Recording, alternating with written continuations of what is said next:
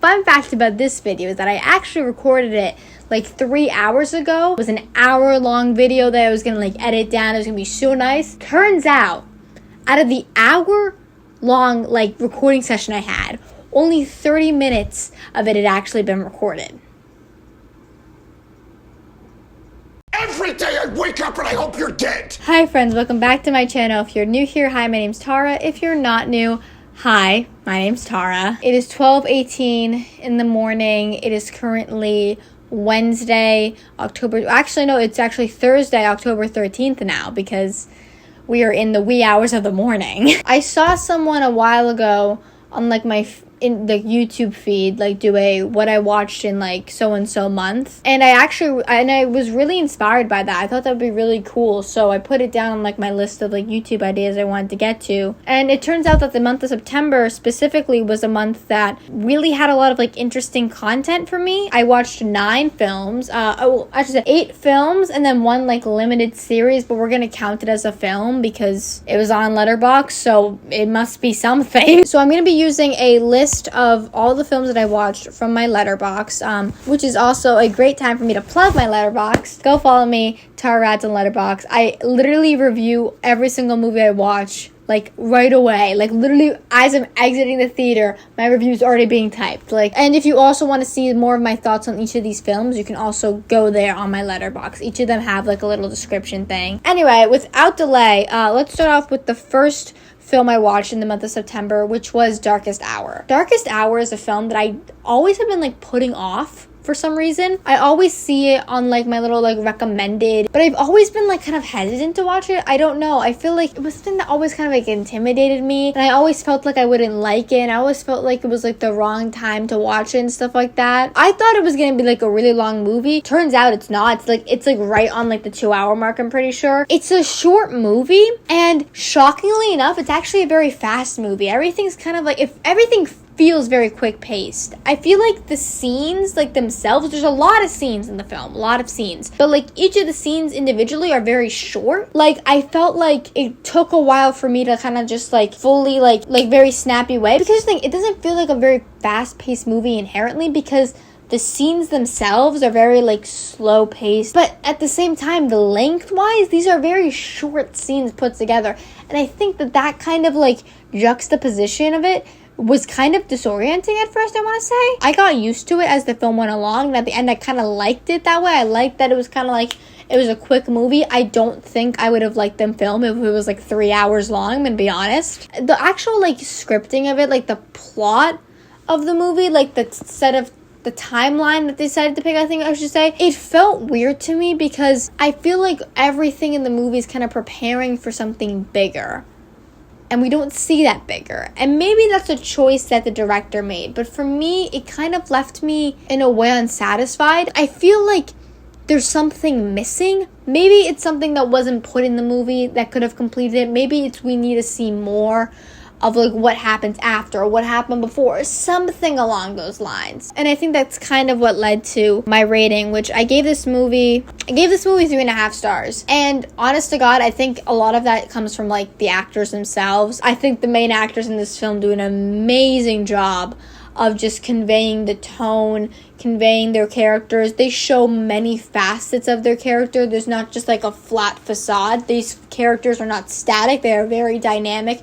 They're very round. They have a lot of expression to them. A job well done, I will say. The next film I watched, which is actually not a film, it's a series that I watched, is The Comey Rule. This series, as opposed to The Darkest Hour, I will compare it to for a second, doesn't feel as certain in what it is talking about. Moreover, it doesn't feel certain enough in its main character and its main focus in James Comey as a whole. As a main character in this series, the actor who plays James Comey, I forget who it is, but he fails to actually like show that multiple facade level of James Comey. We have to kind of be spoon-fed that. We kind of are like told how James is feeling in the many different facets of James Comey, rather than like the actor himself showing us those facets in his acting. I feel like this series specifically is kind of catering towards the fact that there is an actor who is playing Donald Trump. They put such emphasis on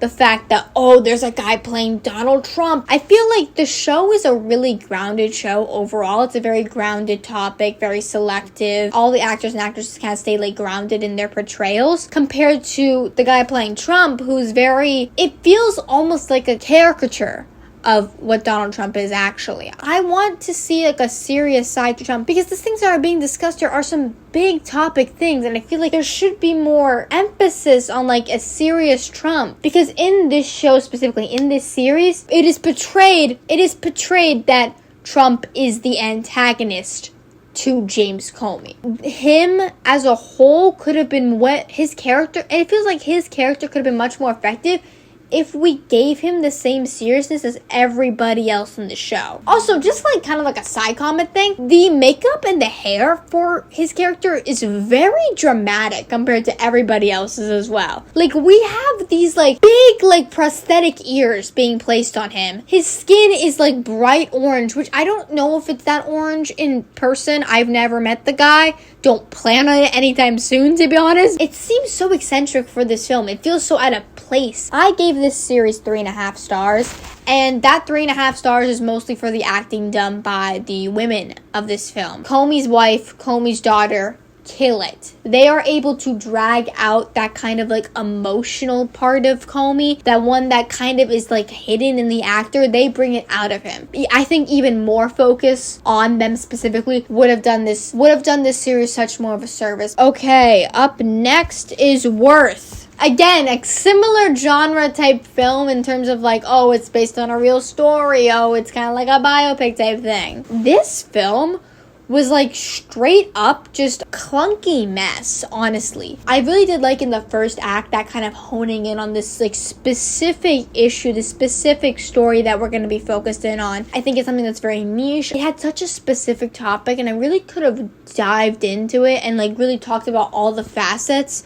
of this specific issue. Because it's such a small issue, it has the time to kind of expand on it. After that like first 20-minute mark, everything kind of fell apart. They try to add in these other characters and these other like side plot lines, and there was like the main plot line that even in itself is very confusing to follow. So imagine how more difficult it is to follow like 3 other plot lines that are just, if not more, confusing. It was clunky at best and honestly unwatchable and boring at worst. It was so hard to follow this film. I'm not invested in any of these characters because although there is like definitely like a main character shown, there's no focus on like that character's moral beliefs, moral values, things like that. All we know is that this guy is like a rule abider and he wants to like go about this like a realistic type of way without the humanity involved, like things like that. And it just doesn't track, because at the end of the movie we have him like, oh yeah, like I actually care about people, and you know, I'm able to look past just the paperwork and see someone for the person they are and things like that. But there's like no correlation into how this man got from here to here. I gave this film 2 stars out of 5 because honest to God, it just didn't feel like a movie that deserved anything more than that. It had such a strong thing going for it, and then it just kind of fell apart at the seams. Next up on the list is finally the first genre bending part of this month. We have Do Revenge. This film was such a breath of fresh air to the chick flick genre. I love chick flicks. I love them. I think they're so fun and amazing and empowering to women. I think that's a big part of it.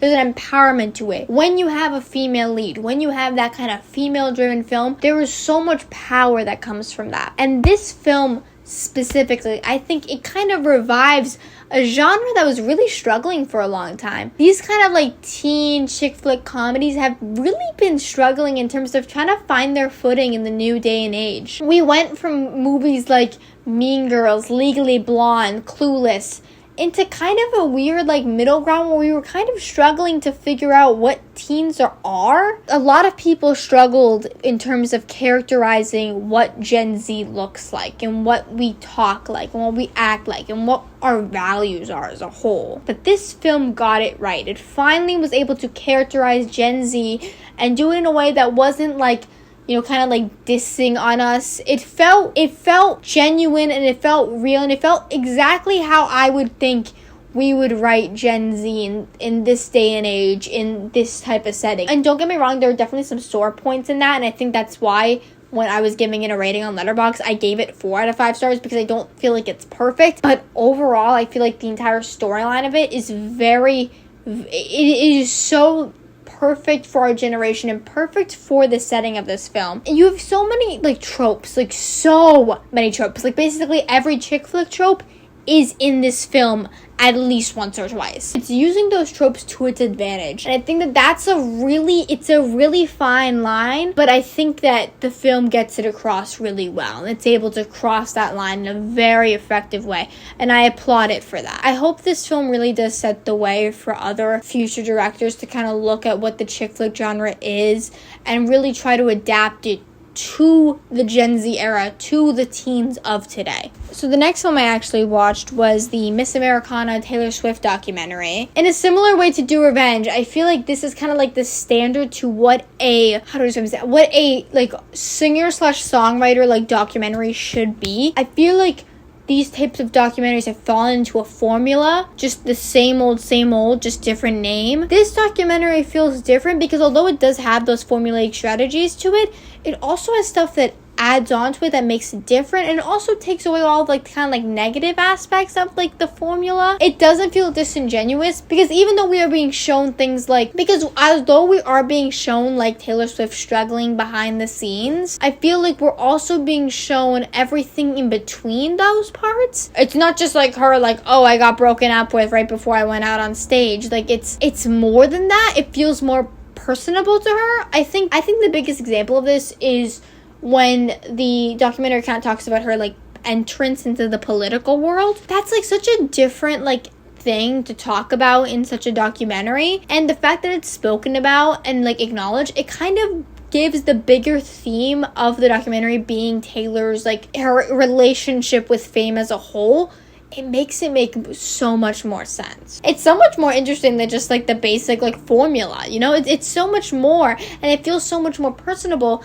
And isn't that what a documentary is supposed to be, like, personable? I think this is, like, a masterclass in what it is to make a singer/songwriter documentary, and I think that some people should be taking notes from Taylor for this, because I think that a lot can be learned from just this documentary as a whole in terms of, like, what it means to make a documentary around a singular person. I gave Miss Americana 4 stars, and I think the loss of a star is just kind of for some of the slower bits, but it's overall an incredible film. Next film up is definitely a big shift. We're going to be talking about Creep, which is a, like, found footage horror type movie. I watched this with a couple of friends at my house, and this movie is just, like, such a more interesting take on the found footage genre. That, like, subgenre of horror has definitely been, like, exacerbated. There we go. But this film feels kind of different in that it doesn't just rely on, like, jump scares and stuff like that, which is something I feel like it's a trap that a lot of horror movies want to fall in on. And I'm not, like, opposed to jump scares. I'm just saying, like, there's more to a film, and there's more ways, I guess, to be scary than just, like, with a jump scare. There's this one scene in this film, and this is kind of a spoiler, when, like, the guy's looking around for, like, a noise that was made in the house, and then you just kind of see, like, the creep in with, like, the wolf mask and stuff like that in the window, and it feels like that is actually terrifying. But, like, that was such a fun horror movie to watch. It was just so interesting and so much more than, like, it was so beyond. I feel like the horror genre as a whole is kind of, like, I think it's really struggling to find uniqueness again. I remember, like, there was a time where it felt very oversaturated, very used, like, everything was the same kind of. This film feels kind of different than that. It feels like even though it's using tropes that have been overused time and time again, it has some newness to it. It has a difference to it. And I think that there's something like that should be acknowledged. I gave this film 4 out of 5 stars, like the last two. And honestly, I feel like that's justified. Again, there's kind of some slow bits in it that kind of get you bored. But, like, when it's good, it is really, really good. Don't worry, darling. Oh boy. This is the only film out of this entire, like, month that I actually got to see in, like, a theater. This film has been beaten to death by the media, so, like, I'm not gonna, like, go into, like, too much of the nitty-gritty of it. I will agree with the majority of critics when I say that Florence Pugh and Chris Pine kind of carried this movie in terms of acting. I feel like they were experienced, they knew what they were doing, they had that type of, like, edge to them, and they, honest to God, like, I feel like this movie would have been much worse off if they had not been in the film in some sort of capacity. As for Harry Styles, I will say, in the movie theater I was in, Every single time Harry had kind of like a serious type scene, the entire audience would laugh. Harry, he is a big name actor in this film, and I just don't understand why he specifically was chosen for it. It certainly was a marketing ploy and stuff like that. I get that.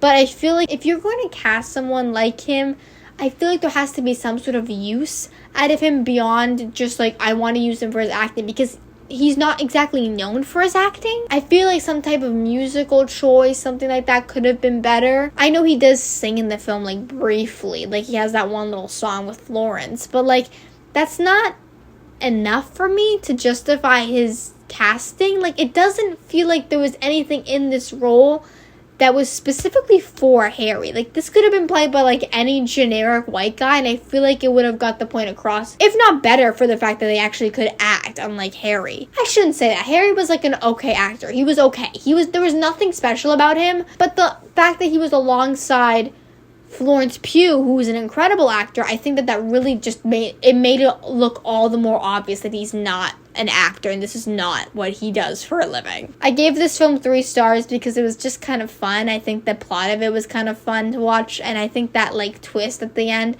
honestly, it was like, I could see it coming from like a mile away, but it was fun and it was good and it was nicely made, I think, honestly. Oh, and I gave that 3 out of 5 stars. I don't know if I said that, but yeah, that's why. Next film up is the second worst film I actually watched this month. It is The Most Hated Woman in America. This film is so bizarre in its everything. Every aspect about this film is consistently low. It has the acting is like mediocre at best and bad at worst. The plot and like the formatting of this film, although interesting, is just so deteriorated. The tone of this film, there was no tension. This is literally a hostage situation, and yet I can't find any reason to care about if these people get found, if they don't get found. There is no acknowledgement in my mind for it because there is not enough character development for me to actually care. It feels so Netflix. It feels so fake. It feels so ingenuous. It just feels like excess media, like excess time. Like, I'm not saying that the topic in this film isn't important and the people in this film aren't important, but if you're going to talk about them, do them justice. Don't waste our time. I gave this film, I think, 1.5 stars, and I think that that's well deserved. I feel like everything in this movie kind of falls apart, and it shouldn't get anything more than that. It's time we get to the last film I watched in the month of September, and that, of course, is the film Blonde. I've kind of already spoken about Blonde and like my big issues with it on my podcast, If You Insist, with Tara Rads. It's the episode titled Biopics. Go listen to that. It has way more in depth about Blonde as a whole, because I'm not going to talk a lot about it here because I've already talked about it there. So just go listen to that if you actually want to hear my real thoughts on like everything about that film. What I will say here is that this is the most disrespectful, disingenuous, and manipulative film I think I've seen in a very long time. Marilyn Monroe went through so much while she was alive, so much. And all this film does is just capitalize off of her pain. It does not acknowledge anything about her personhood. It doesn't even characterize her correctly. It does so as a whole. It just does not, it completely just uses her and then leaves her in the high and dry. And how sad is that? How depressing is that is what we have come to as people, where we just take these people who have been abused by the media and then use media against them long after they're gone. Blonde is the case of what movies can do in terms of harming others, and it is a masterclass in what not to do in terms of making a biopic, making a film about a real life person as a whole. All that type of stuff can be put into Blonde. But with all that being said, we are finished. These are all the films I have watched in September of 2022. Again, there's a lot of variety in each of these films, and although I did watch a lot of like kind of like struggling films, I think I also watched a lot of films that rejuvenated genres and rejuvenated different aspects of the film industry, and I think that those films really are helpful in understanding the genres that these films are in and also the films that come after them. It is currently 1 a.m. as I'm filming this. I have to shower and I also have to sleep because I literally have school in the morning. So I'm gonna go do that. Again, listen to my podcast if you insist with Tara Rads. Like this video if you want to see more of this type of stuff. Subscribe if you want to be notified every single time I upload a new video. Be sure to follow all my other socials, Instagram, Twitter, Twitch, all that fun stuff. If nobody else loves you in this world, I most certainly do. Okay, I'm gonna go now. Bye-bye. I am so tired.